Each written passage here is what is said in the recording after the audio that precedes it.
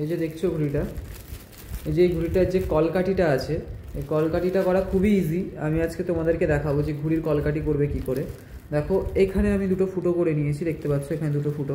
আর next তারপরে যেটা করবে, এখান থেকে নিজের হাতের যে মাপটা আছে না, এতটা মাপ নিয়ে নেবে। এই যে এতটা মাপ নিয়ে নেবে, মাপ নিয়ে এই সোজাসুজি আমি এখানটায় ফুটো করে নিয়েছি, ঠিক আছে।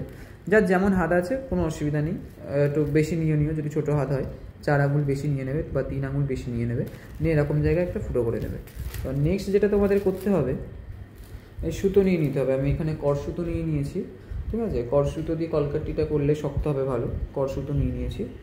দিয়ে এবার তোমাদের যেটা করতে হবে, এখান থেকে যেভাবে করতে হয়,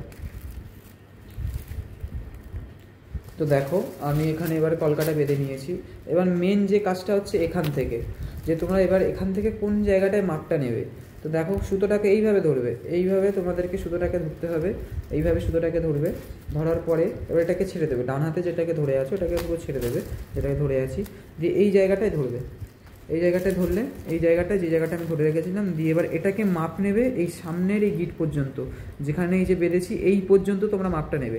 নেক্সট সেই সেমভাবে এই নিচের এই পর্যন্ত মাপটাকে নেবে, এই মাপটাকে নিয়েছো, নিয়ে এই পর্যন্ত এটাকে একবার দেখে নেবে, দেখে নিয়ে ব্যাস এবার এই সোজা ধরে তোমাদেরকে উপরে উঠতে হবে।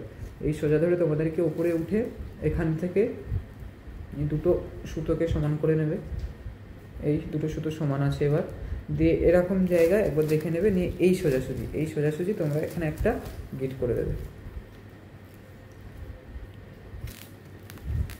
ব্যাস হয়ে গেল। এই হয়ে গেল ঘুড়ির কলকা। এবার এটাকে তুমি পুরো সেমভাবে তুমি ওড়াতে পারো। দেখো পুরো রেডি হয়ে গেল।